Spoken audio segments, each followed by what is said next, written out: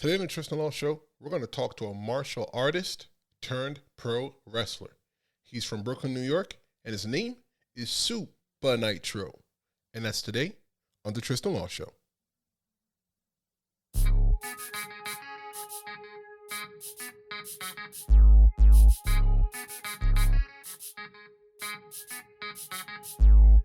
Welcome to the Tristen Law Show, where I introduce you to the personalities in and out of the pro wrestling ring. The unique part is you don't have to be a pro wrestling fan to enjoy this podcast. If it's your first time here, welcome. I want you to take note that new episodes drop on Wednesday. I am Tristen Law, and welcome to another installment of the Tristen Law Show. Man, let me tell you, it's been crazy here in America. And if you live in America, you definitely know what I'm talking about. And even if you don't live in America, you probably know as well too, because I'm sure you're not listening to this podcast underneath a rock. But I hope you're all keeping yourself safe from all that you need to be keeping yourself safe from. Today's guest is Supa Nitro, and I'm going to tell y'all again, it's Supa with an A on the end, not Super Nitro. If you type in Supa Nitro and you see something weird and funky, don't blame me, you have been warned. Supa Nitro has a really unique story though about how he got hooked into pro wrestling as a fan. Most wrestlers, we all have the common story that we were hooked when we were around 5 years old. We even talk about a rapper out there using the name Supa Nitro, and I flat out ask him, why is he the better version of Supa Nitro? We even get a guest appearance from his number one fan, his daughter. You'll hear her in the background for a little bit. But when I get back, I will introduce you to Supa Nitro. I'll talk to you in a bit. I'm Tristen Law, and this is the Tristen Law Show.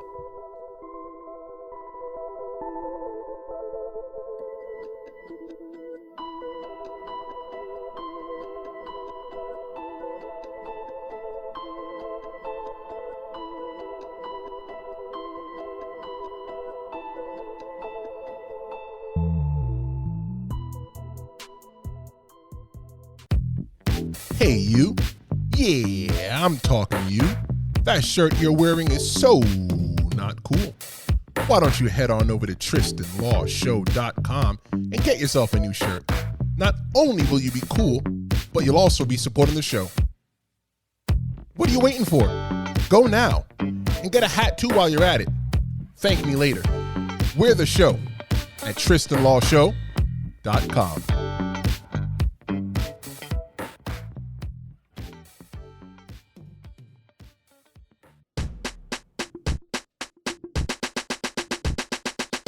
Welcome back to the Tristen Law Show, everybody. My next guest at this time, he's from the only place in New York City that has a bridge, a style of pizza, and a movie named after it. There is a movie named after it. Representing Brooklyn, New York, he is the co-host of My Friend the Wrestler podcast. I would like to introduce you to Supa Nitro. Supa Nitro, what's going on? Welcome to the Tristen Law Show. How are you? I'm good, Tristan. Thanks for having me, man. Thanks for having me. It's an honor. Let's go.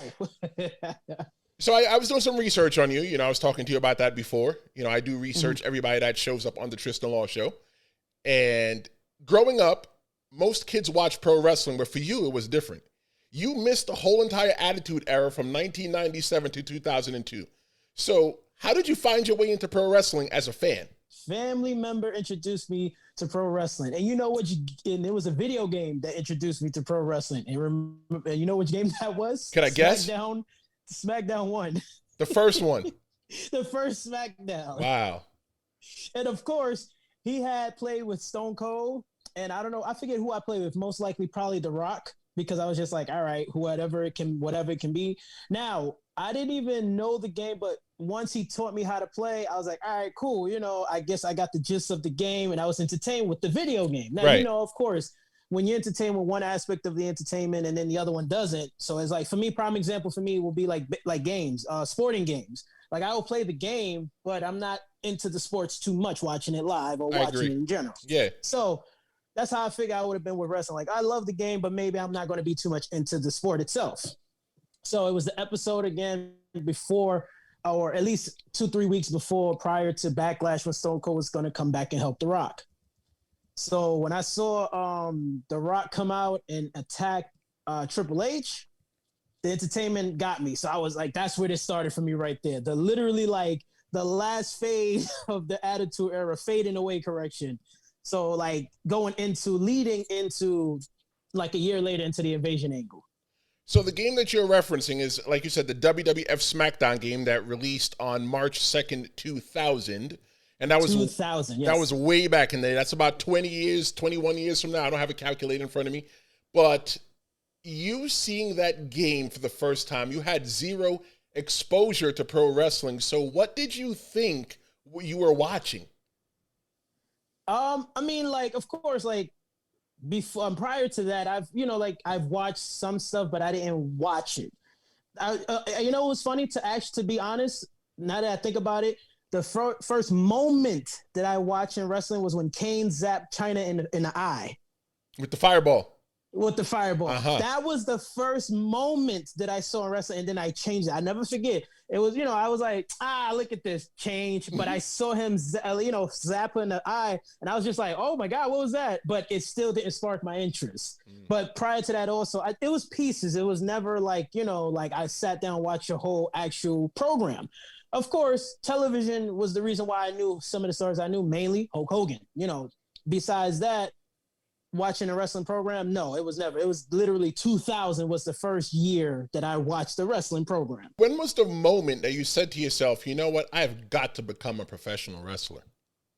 When I saw RVD, because like, obviously, WWF at the time is the definition of Titans, basically Goliaths. Like, I pick you up, lift you up, and then put you down. Right. So basically, if you don't have the stature of Hercules or Zeus or any muscle, like basically big muscular Hulk, etc., you're not going to make it. So when I saw RVD and I seen his style of wrestling and how he performed, I was like, oh my God, if this man can do it, I can definitely do it.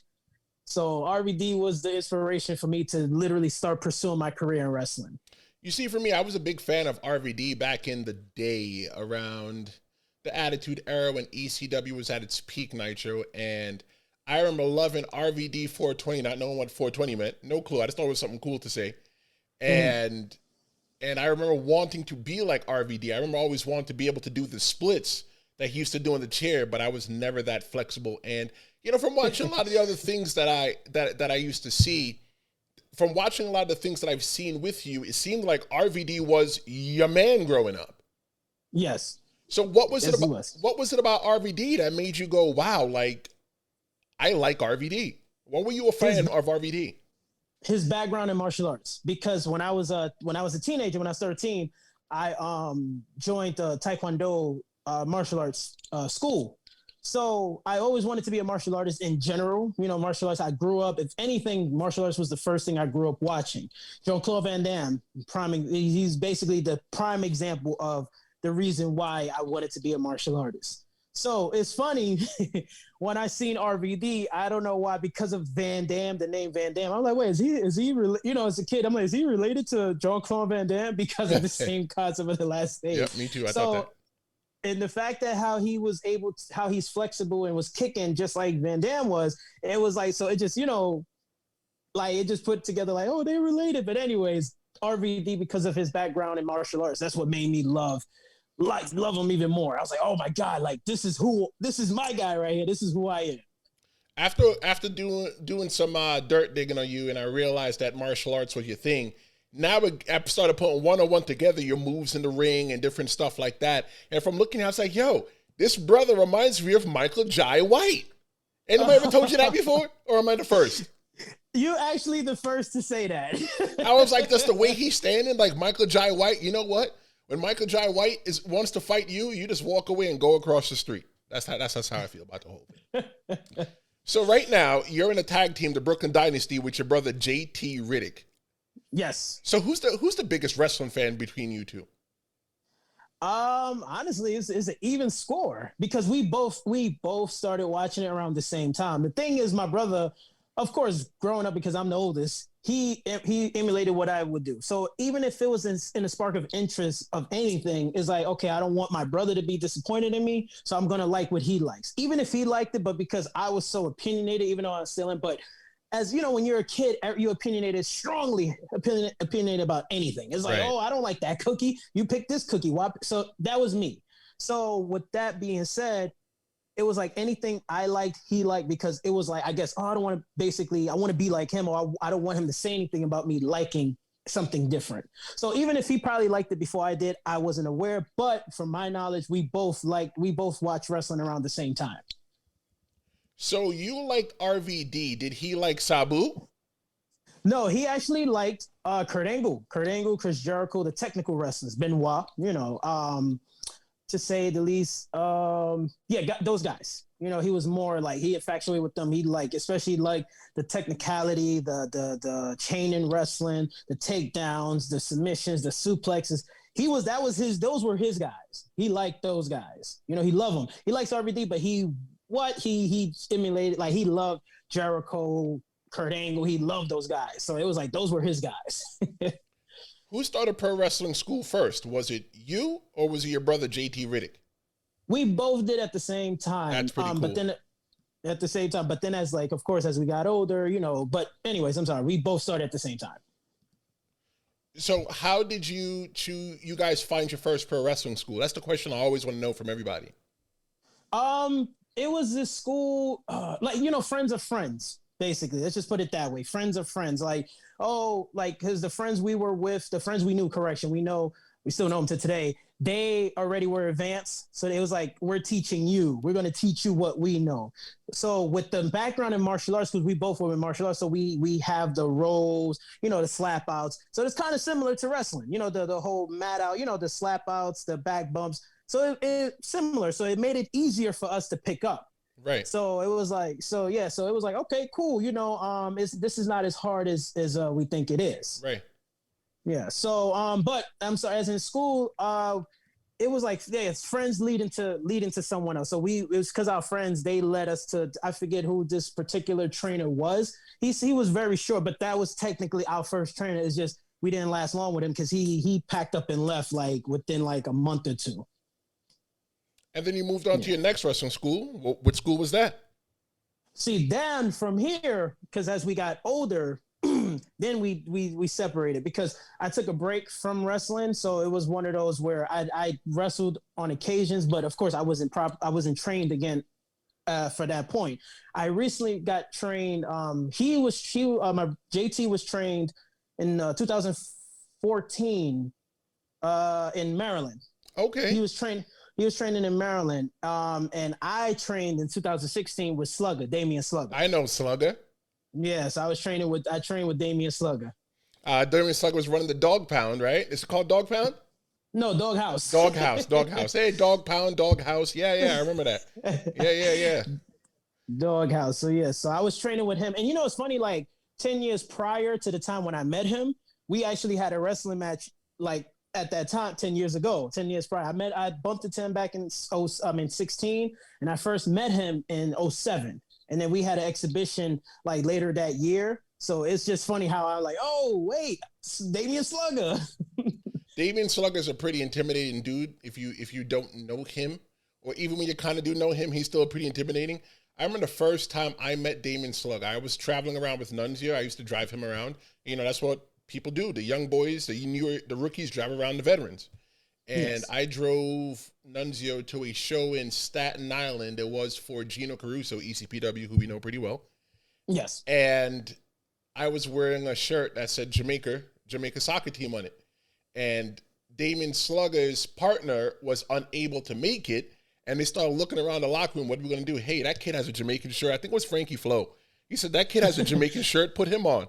And I was just there hoping to get booked, and I got booked wrestling, a Jamaican gimmick for, my first match with ECPW. So yeah, I like Damian.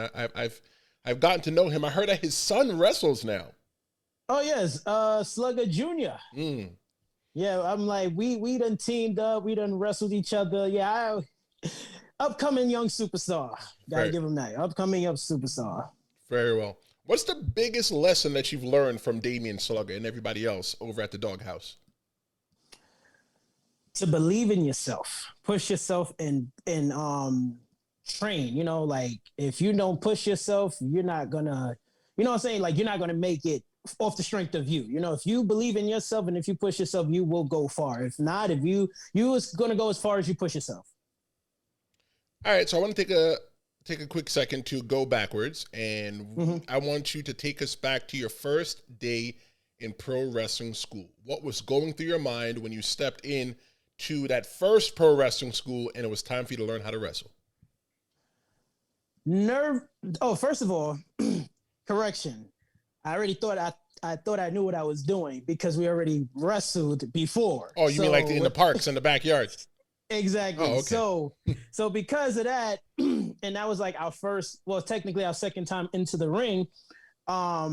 It was like, oh, I know what I'm, you already have that cocky, I know what I'm doing attitude. So you already, that's the con of young teens or young kids going in the ring, especially if they wrestled before, quote unquote, wrestle, because they immediately think, I know what I'm doing. I know how to wrestle. You don't have to tell me nothing. So that was my attitude to it. Like, okay, I know how to wrestle, so this is going to be easy. One of the things that I try to tell newer people is that your first school doesn't have to be your last wrestling school. For some of us, it is. God bless us. We can make $1 million off of it. But some of us, it's not. And whenever you get into a new environment to where somebody wants to teach you something, I always tell them, just play dumb. Play dumb because, you might just learn something. Because one of the things I realized is that nobody likes a know-it-all. Oh, yeah. And that used to be me. Oh, I know how to, and this is outside of wrestling. Oh, I know how to do that. You know what? Let me humble myself and let me shut my mouth and maybe I'll learn something. And that's something I carry forward to wrestling. And, let me add on to that too. And it's in the same, it goes for me because like, this was my second pro show back in 2008, second pro like match in 2008. It was, I forget his name. I'm sorry, forgive me. But he was like point being, he was just giving me advice. Just let me know like what was the ins and outs of the match that I had, like the pros and cons. And I just was like, shunning him off like, oh yeah, no, I was like, but that was me. And my brother JT was like, yo, come on, man, shut up. He was to tell me, yo, shut up, man. This guy's giving you an advice, like shut up and listen. And again, one of those cocky moments for me because I already thought I knew what I was doing. Right.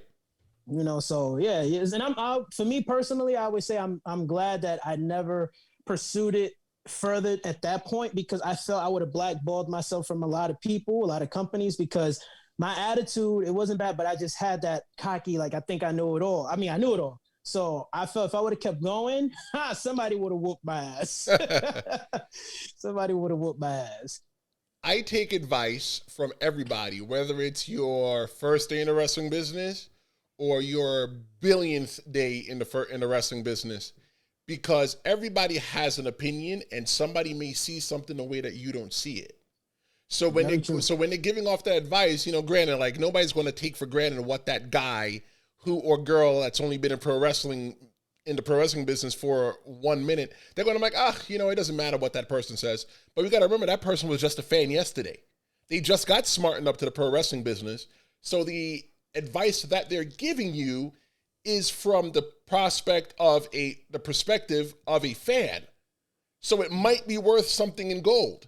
But then you get that perspective from that person, that grizzled vet, as they like to call him in the pro wrestling business, brother, is that person's been around and has had more matches than you've taken breaths in your entire life. So that person's viewpoint is just as important as well, too. And a lot of people in the pro wrestling business don't value the rookie's opinion and the veteran's opinion. Me, I listen to everybody. Before I go through the curtain, I pick somebody. Hey, can you watch that match for me? Just watch it. And when I come back, just tell me what you think. Good, bad, or ugly. I need to know what you think, because Nitro, you walk back through the curtain, you go, hey, brother, how's my match? Oh, man, that match was great. But you know that your match was the shits. Yeah, no, exactly. That's why it's like the pro and con of that is like, I like the support, but then it also can set you back for failure, because if everybody does do that to you, and which everyone does, right? Everyone does. It sets you for failure because then you think, oh, I'm the shit because everyone loves my matches. And It's like, no, we're all just like, hey, good. Because at the end of the day, we know how it can be where we have a match, we fuck up, That's and right. we kick ourselves in the head hard. And the last thing you do want to kind of hear is somebody tell you your match was ass. Right. So the person, we all gonna pamper each other, go, you know what? Maybe he needs to hear, they need to hear this right now. Yo, good shit. And it's like, okay, you know, so it depends on the person when it comes to that. But overall, like just saying, like, you know, just saying, like, sometimes the con of that is you have some people who take it too far and think, oh, they the shits. And then, you know, it's also pampering for those who, hey, need it for the moment, you know, because, hey, if they're kicking themselves in the head. Like when somebody asks me, hey, what do you think about my match? I always tell them, do you want me to tell you what you want to hear? Or do you want me to be honest with you? Because if you want me to tell you what you want to hear, regardless of what I thought, I'm going to tell you the match was awesome. But if you ask me, or if you tell me that you want me to be honest with you, I'm not going to trash you the entire way. I'm going to say, hey, look, this is what you did really well. But hey, why did you do this? If you did it this way, you probably could have gotten this reaction. But okay, how about thinking about doing it? Think about doing it like this. Okay. I got you. I'll be right. So how about we think about doing it this way? When we do it this way, we could probably do something else. So I don't want to tear anybody down, but if you want me to be honest with you, I'll be honest with you. Hey, that's true. That's what I mean. I always say, you know, just be honest. Because, I mean, yeah, be honest with me. And, you know, everybody doesn't want it in return. So that's why I just stay back. Because, you know, I just stay in my place. I stay in my place and just go with the flow. Supa Nitro is pretty unorthodox in a name, as many of us in pro wrestling go by first names and last names. So yes, you're unique, which is good. But how did you stumble upon the name Supa Nitro? All right. It was given Nitro, okay, because I don't know how you could say it, but anyways, I'm that hero, not that like that one name person. Like, I don't know, for some reason I never liked that whole 2-name type thing. I like a 1-name type thing, like dun da da dun Nitro, dun da da da. Before I used to go with Outlaw. You know, I'm just like, I'm not very creative, honestly, just to be honest. I'm not as much creative. So it's like, I just try to go with a name that sounds suitable, or at least to say sound cool. Right. Because again, I'm not creative. I don't have that, oh, I'm this, da, da, da, da. So I originally had Nitro, but then also when you do your history, you do your research, you go back, obviously, the number one Nitro name was WCW. So right. I'm like, oh, damn, you know, this is a name of a wrestling company. Right. So me calling myself Nitro is like, really, Mark? Obviously, really. So training with Damian Slugger, you know, I told him the names that a name that I had, because of course I already knew Nitro has to go. You know what I'm saying? Seriously, right. Nitro has to go. Like, that name has been washed and been used so much. Right. So he was like, all right, you know what? We're gonna give you Supa Nitro. I'm like, okay. I'm like, Supa Nitro? He's like, yeah, go with that. See how that works. I said, okay. I'll go with Supa Nitro. So basically the birth of Supa Nitro is thanks to Damian Slugger. And for everybody listening, it is not Super Nitro, it's Supa, S-U-P-A, Nitro. Yes. And I hear a lot of super. I'm like, oh no, it's Supa. Oh, Supa. Yes, Supa. That's right. So I might have to add a little flavor to it so it can stand out more, because if I say Supa, you're going to hear super, you're going to think, oh, super. So now I got to start saying, no, it's Supa. So that way people go, oh, Supa. You gotta figure it out to where it's somebody from New York City, because once you say Supa, they already know, okay, it's not super. They know it's Supa. But yeah. But Googling Supa Nitro, I don't know if you know this, but there's another guy out there. He's a rapper who calls himself Supa Nitro. So what I really want to know, what I really, really want to know after doing research on you is, why are you the better version of Supa Nitro? Because Supa Nitro is a warrior. I'm a warrior, man. Like, I've trained in the heart of combat. I train my mind, my body, and my soul to be as one. The rapper Supa Nitro doesn't have that. He doesn't train his mind, body, and soul. All he says is words. And sometimes I don't even know if the words even make sense with what he's saying. He doesn't have the discipline of what it takes to be the warrior that Supa Nitro, the real Supa Nitro has. Have you ever met him? I've seen this guy. I've seen him on YouTube. You've never met him in person? No, but you know what's funny? I think he sent me a message on Instagram. I'm not sure. And I'm like, bro, I'm Supa Nitro. And he has the exact same spelling as me, Supa Nitro. I'm like, what the hell?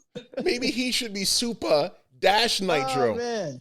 All he has is lyrics. I mean, you know, of course, he's just a rapper, but he doesn't give you the energy that Supa would give you. No, he should just be nothing. Now that we understand that, who is Supa Nitro? Supa Nitro is a warrior. You know, I've trained all my life to be this warrior, a warrior in the heart of combat. You know, I train my legs to be fast, to be quick feet that's hard to beat. You know, so again, as soon as you step up in the ring with me, boom, quick, fast, take you down. Let's go back to your first match. Mm-hmm. Where was it? Who was it against? And do you think you were ready for that match? First match, first professional match was against my brother, JT Riddick. Did you beat him? Yes, I beaten him. But it was just that, you know, that was the match that I was talking to you about where like the veteran was trying to humble me and give me advice and I was just brushing him off. That was just that right there was like a moment of Nitro's not ready. I was not ready at all. What do you think if you can go back to your first match? What bit of advice would you give yourself? Slow down. Slow down, take your time and listen. This is not your show. Interact with the fans because that's the problem. You know, like I wasn't interacting with the fans, even though I was the baby face, but still it was like the whole idea. When I think about that match now, it's still online. That match was just it was just me going business for myself. Just it's all about me. I wasn't interacting or engaging with nobody. It was just Nitro versus JT Riddick, and that's it. It was just us in the ring, like it was a UFC match. Mm-hmm. So I understand, like you said before, we talked about it. You were a martial artist. You did Taekwondo, and from what I understand as well too, you never completed your training. So I've been on the receiving ends of your martial arts kicks. What I want to know is what attracted you to martial arts? Jean-Claude Van Damme and the movie Kickboxer. Because of course, I'm like, even though like I was young, but that was one of those movies that I remember as a kid, as a very, very young kid. So when I was 7, 8 years old, that movie, even though it was in 89, I was like only 3, but when I seen it, I was 7, 8 years old. And that's movie is what made me fall in love with martial arts. Like I wanted to just kick somebody's ass so bad. I want to kick just like him. Blah, blah. Like I was just practicing. Blah, blah, blah. Just throwing kicks all over the house, left, right, side, just jumping. And of course, what even added more was Power Rangers, of course. Mighty Morphin Power Rangers. You know, okay, I'm going to ask you this. Mm-hmm. I've wrestled you plenty of times, and I've seen you wrestle plenty of times. Your gear, the outfit that you wear in the ring, is it inspired by the Power Rangers in any way? Oh, thank you. Yes, it is. Explain to everybody that's never seen you before how your gear, your outfit that you wear in the ring, is an homage to the Power Rangers. Because I never knew that. I always assumed until now. Yeah, so when my first wrestling attire, the black one was my first one ever, right? Literally, I look like a level 1 version, Pokemon version of Bobby Lashley. Because remember, Bobby Lashley just had plain black biker shorts and etc., knee pads, kick pads, etc., well, boots, etc. That's how I looked. So one day I was like, you know what? I need to stand out. I don't want to just be the generic wrestler. So I'm like, I need to stand out. I need to have something. So one day my mind came across, the Gold Zeo Ranger. That's what I thought dope. It was. So then I was like, you know what? I'm going to put the Gold Zeo Ranger symbol on the back trunks, basically hook it up, get the knee pads like the Gold Zeo Ranger.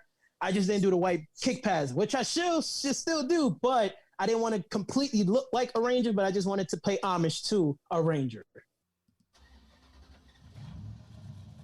While everyone is working behind me to make the Tristen Law Show better, I wanted to take a quick timeout to ask you to subscribe. If you're listening on Apple Podcast, rate the Tristen Law Show 5 stars and leave a review. Now, let's get back to the show.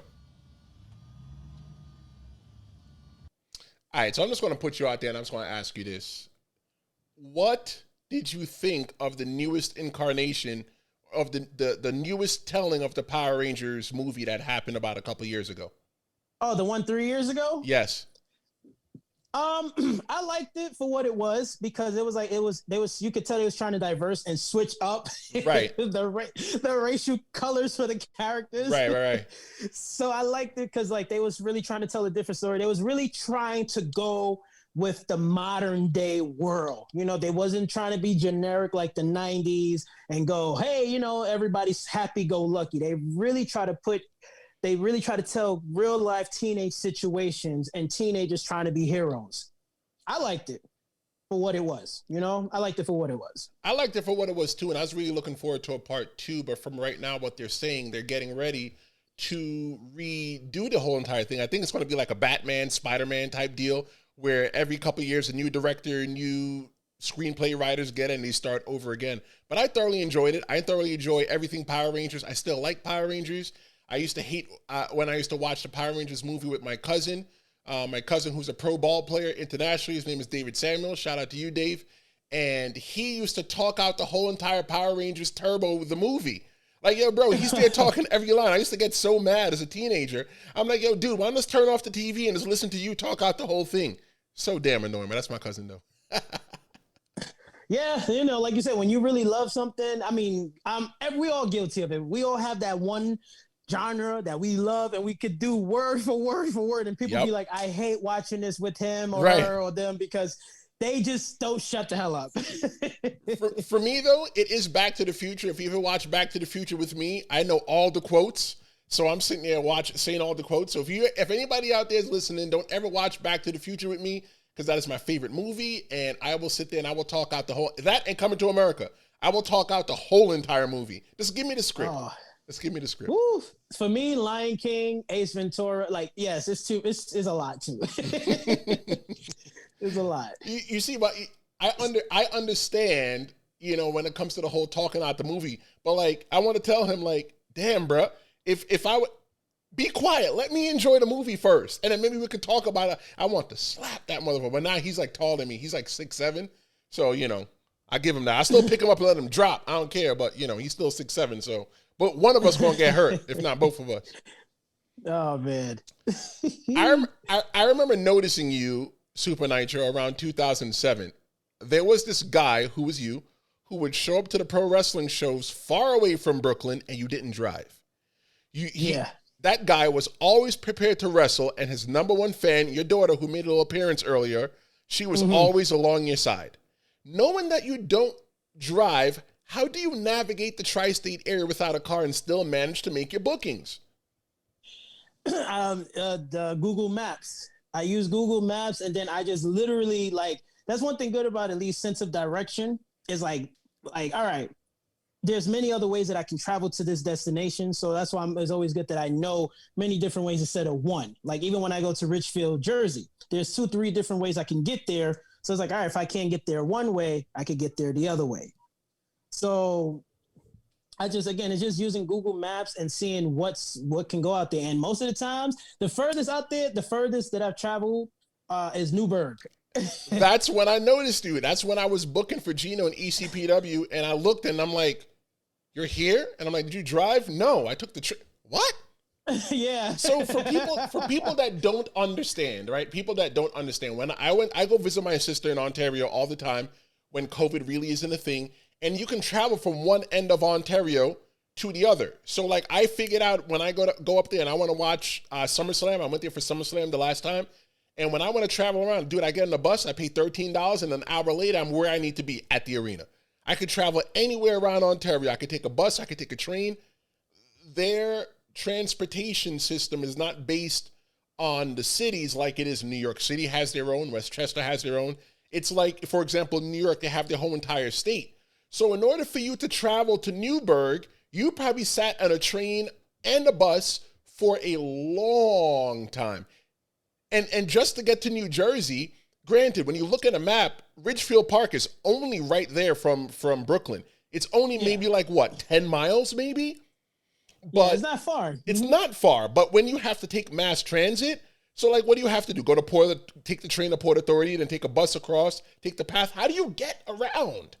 Yeah, I just like to get to Jersey is get to Port Authority and one bus straight there. One thing good about where Richfield is, where the school is, I mean, where the church is literally the bus stop is right up the block from there. So that's what makes it real easy to get to there, to get to that destination. Then Newburgh is that's more complicated. That one, once I get there, usually is the ferry can take you across, but because when I get there is the weekend, the ferry is not running, so I have to catch a cab to get to the other side. Wow. Yeah. Wow. And coming up from Brooklyn to Newburgh by car, that's maybe at least an hour and a half drive. So in order for you to get there, you had to go to, Grand Central Station and take the Metro North train straight up. I did take the Grand. Yes, when I first did it, I was like, "Oh my God, where am I going?" And it's like that's when I found out like the ferry doesn't go over, because when I'm looking at the map, I'm like, "Wait, I'm supposed to take the ferry." And then of course, obviously, it's like the ferry doesn't work on the weekend. I was like, so that's when I learned like, okay, I got to take the taxi to get over there. So it's like, thank God, at least the main course to get there, I could get there, It's not like I have to take the train to a ferry to a train or to it's one train and then you just got to catch the cab. So, but overall, just like I use Google Maps. Google Maps is my best friend. That's how it helps me get to the destination. I will say this to any promoter that is listening right now: book Supa Nitro. Don't let it be because Supa Nitro does not have a car, you can't book him. Because I can 100% attest, if you book Supa Nitro and he says he's going to be there, he's going to find a way to be there. Whether he has to take a train, whether he has to take the bus, whether he has to take a cab, whether he has to take an Uber, a Lyft, he will be there. And I appreciate you for that. Thank you. That's why I'm Supa Nitro. And that's true. Like, going back to when I did see you, it was like, yeah, I remember your face was like, wait, what are you doing here? Right. I was like, hey, I made it. And I felt bad. There was nothing that I can stick you in for the night. There's no matches that I can put you in for the night. But I'm like, and you helped take down the ring. Yeah. Wow. Hey, you got a feather in your cap for that, bro. Yeah, thank you. That's true. Thank you. It's like, just get yourself known and just, of course, good etiquette. That's just who I am naturally. I'm not gonna like, I'm gonna help. Just tell me where you need me. Obviously, I don't want to get in the way. Just tell me, hey, listen, where do you need me, or how can I help? I'm always willing to lend a hand. So that's just. So, do you have a license? Can you drive? Do you have a car? What's the situation on that? I have being a typical New Yorker, right? Anyways, I have a permit because like my ass basically. I had a permit years ago, but as I just let it expire instead of going for a license. So, with that being said, years later, mind you, I finally got my permit again. Now I'm just waiting to just do to drive. That's all. I'm just going to take my test so I can get my license, because especially now, I definitely need it. Right. Because people's booking you all over the place. Yeah, I definitely need it. I got to, I'm like, my bike could get me but so far. I always see, Nitro, that you always post on your Instagram, and your Instagram is _Supa Nitro, not like the other Nitro out there. Yes, and right? Not like the other Nitro. And what I need in the next question I'm going to ask you is definitely some clarification, because I always see you post this. What in the world is Instagram Championship Wrestling? Oh, Instagram. And how do I get booked? Instagram Championship Wrestling is a local indie promotion opportunity for the world to see that there is local wrestling talent out here in the world. So instead of basically the typical WWE, AEW, Impact, Ring of Honor, New Japan style fantasy wrestling booking, I use the guys who are local us included, like we're local wrestlers. We out there, we do what we got to do to let y'all see who the hell we are. Fair. So that's exactly what Instagram Championship Wrestling is. Reason, of course, is Instagram because it's on Instagram. So I do like a 2-show thing on Tuesdays and Thursdays. Tuesdays is ICW Ultimate, Instagram Championship Ultimate, and then Thursday is Instagram Championship Fury. So 2 little separate brands. I separated, give people a chance to actually really, I'm like, now I understand why the brand split was the brand split, because, there's a lot of talent. So I just want the world to see, cool. This is dope. I'm trying to work with like, adding the women. It's just that, of course, I just don't want to come off creepy. Right. So I tag people, so I don't want to come off like I'm being creepy, like, oh, why is this guy tagging me? So right. I just need at least 4 females to go to volunteer, like, hey, ladies, I'm gonna, this is what I'm doing. Do y'all mind? And I'm gonna tag y'all name a lot. So just letting y'all know that this is what's gonna happen. So you were just sitting there one day and you were like, hell, what if I started my own promotion on Instagram? Exactly. Like, of course, again, we all do the dream matches. Fair. And that's what it started with, the dream matches. So then one day, again, like you said, going back, piggybacking off what you're saying, I just was like, you know what? Let me use the guys that I know, that I wrestle with. People, people, local people, whatever, because whatever, indie wrestlers, but we're the local talent. Right. So I was like, you know what? Let me use us. And I seen that, yes, sometimes some days are better than others. Not a lot participate, but at least I look at it like I get more than 20 people. That's fine. Right. I'm happy with that. Right. Because at least that's 10 to 20 more people that know y'all versus 1 or 2. True. Because when I look at the voting pool, it's not just 1 or 2 people voting. Right. Those percentages make the numbers look big, but right. It can always be 2 people. Right. But there's actually like 20 to 25, even 30 people that vote. So it's like, cool, again, these people, I'm basically opening the doors for y'all for new fans. I just like, I've gotten some guys say like, hey, I got new visitors on my page because of this. So it's just showing the world like, yo, listen, there's other than just WWE, than the normal that y'all know out there. Well, I wanted to let you know, for the record, the Tristen Law Show would love to sponsor any of the Instagram Championship Wrestling. So, we're willing to sponsor anything.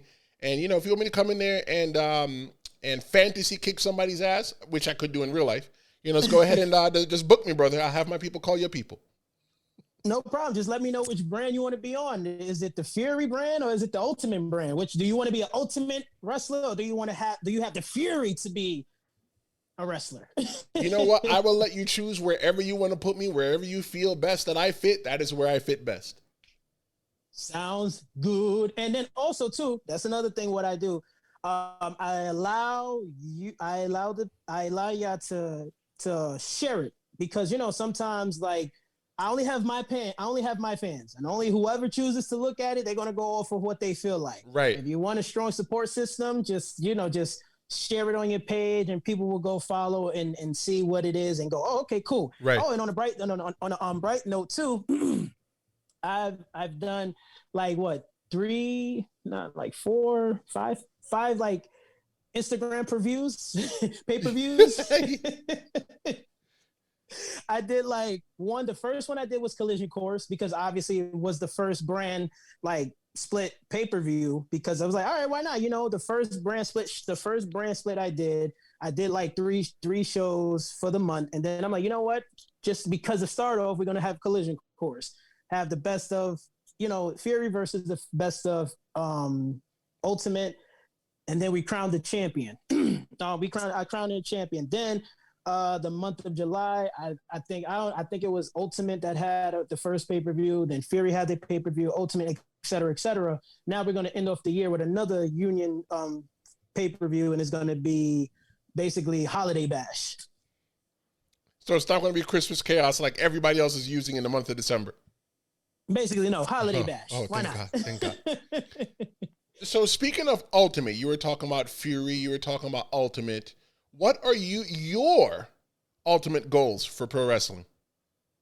My ultimate goal is to stand out, be the best that I can be, show the world why I am Supa Nitro or the next upcoming superstar to broadcast to be shown around the world. I just want to basically wrestle with the best, be in a ring with the best. I could care less about championships. I'm not the, I'm not like, oh, I got it's fine. Yes. You know what I'm saying? It would be grand and fine to have that. But, but I want to just have a good memory. I want to just have great memorable matches and moments with past, present, and future superstars of this business. If you could become the best top pro wrestler in the world and make $1 million in a year, what would you, Supa Nitro, do with the money? Investment, like invest in myself, of course, help make my money grow. Because, money come and go. Seriously, money comes and goes. And in the day and age we're living, the economy we're living, expenses go up. And also, too, like, you just got to know how to make your money work for you. So it's like, I can get $1 million today and shoot, depends on my lifestyle. That could be gone within months, and even a year or whatever the case may be. But in just general sense, I just want my money to grow for me because I have like so many ideas and so many things that I want to invest in. And even now, like I just, you just need the money. You need money. So, I'm not like, oh, I'm going to buy this. No, I want to make it grow so I can buy things and just generally just live and just live. I mean, money doesn't buy happiness, it buys things.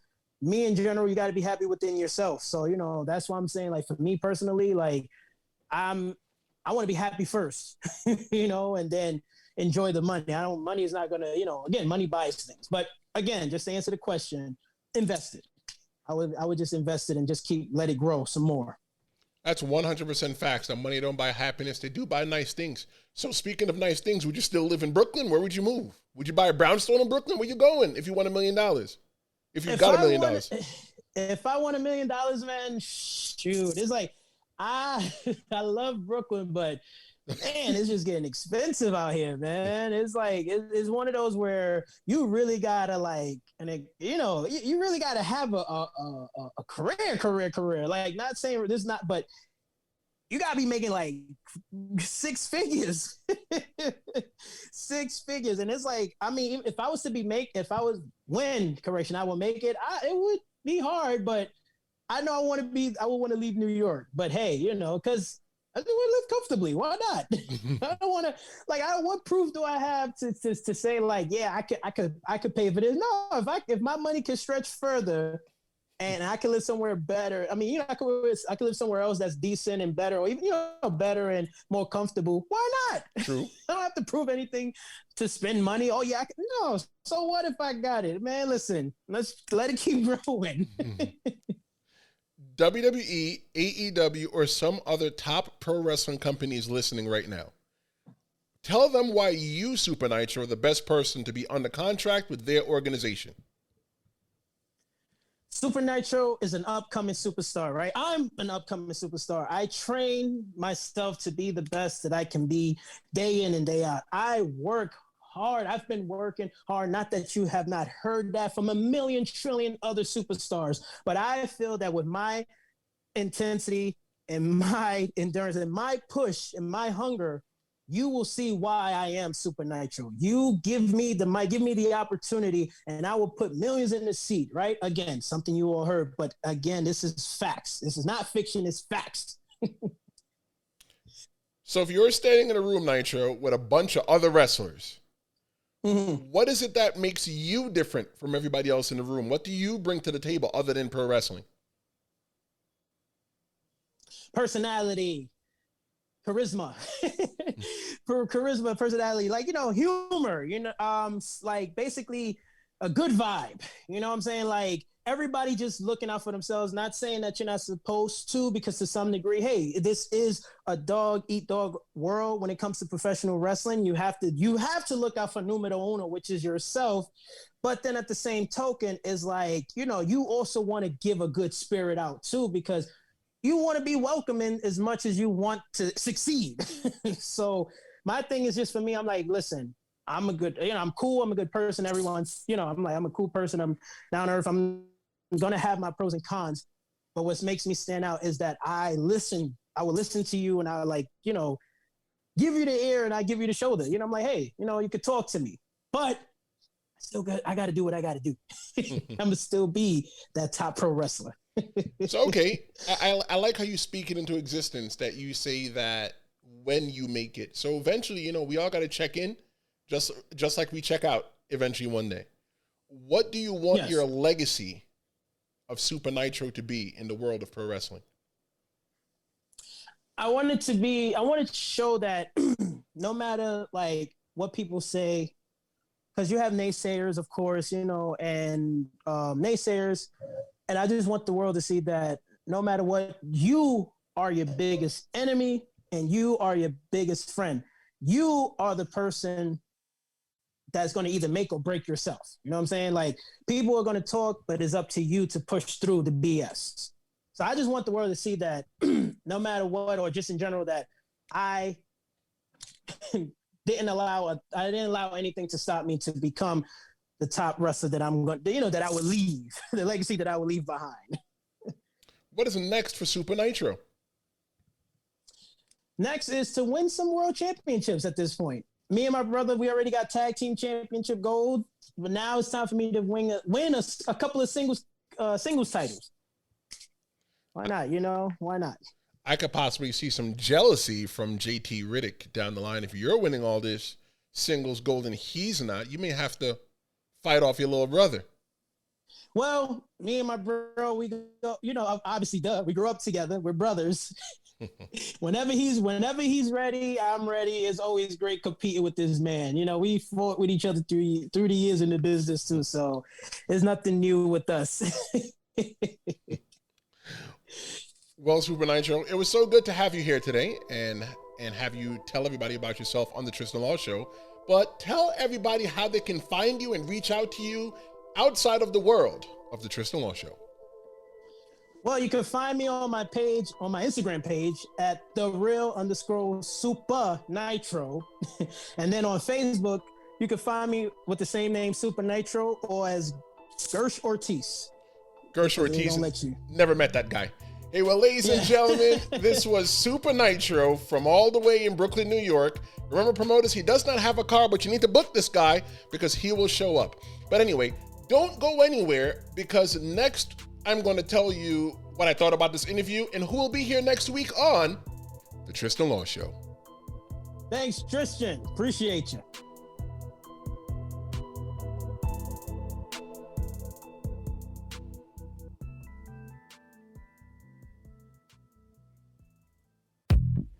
Hey, you. Yeah, I'm talking to you. That shirt you're wearing is so not cool. Why don't you head on over to TristenLawShow.com and get yourself a new shirt? Not only will you be cool, but you'll also be supporting the show. What are you waiting for? Go now and get a hat too while you're at it. Thank me later. We're the show at TristenLawShow.com.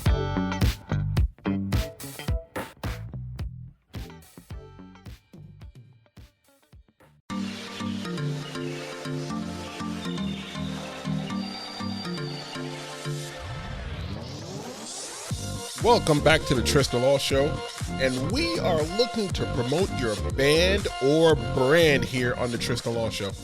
Contact the Tristen Law Show at TristenLawShow.com or TristenLawShow@gmail.com for more info. Well, that was Supa Nitro. What did you think? I think the interview was pretty cool. I've talked to him, but I've never really talked to him until this interview. You get what I mean? If Supa Nitro missed out on the whole pro wrestling attitude era, let me tell you, he missed out on some quality pro wrestling video games at the time. He missed out on No Mercy. He missed out on WWF WrestleMania. He missed out on WWF Warzone. But maybe I'll have a roundtable episode about pro wrestling video games. I'll see how much this idea bothers me, and maybe I'll make that happen. I want you to take a note. January 22nd, I'll be wrestling for SWF in Colts Neck, New Jersey, and it's going to be on TV. I'm going to be on TV, ma. Well, more like internet pay-per-view. But if you'd like to watch, the link will be in the description for this week and next week's episode. I'm challenging for their SWF Tri-State Championship. And speaking of next week, I'll have the owner of SWF, Rob Fury, here with me next week. It may be a little controversial, but I'll tell you this, you've been warned. If you like this episode, I need a favor from you. Yep, I am talking to you. Share this episode on your favorite social media platform, and don't forget to tag myself or the show. Don't make this be the thing that you do. Let's make this be the thing that we do. You can also walk up to a random stranger and tell them to listen to the Tristen Law Show. Yeah, they might think that you're crazy, but do you really care what other people think? Fine. If you're worried about being judged, go on over to TristenLawShow.com and at least buy a shirt. People will think that you're really, really cool. Rate the Tristen Law Show 5 stars on Apple Podcasts and leave a review, please. Reviews mean a lot. If you're a podcast platform you're using to listen, please subscribe to get notified when new episodes drop. The best part is that it's free. Learn more about myself and the Tristen Law Show by typing TristenLawShow.com in your internet-enabled device for more info. I'll be waiting for you till next week. I am Tristen Law, and this is the Tristen Law Show. And until next time, adios.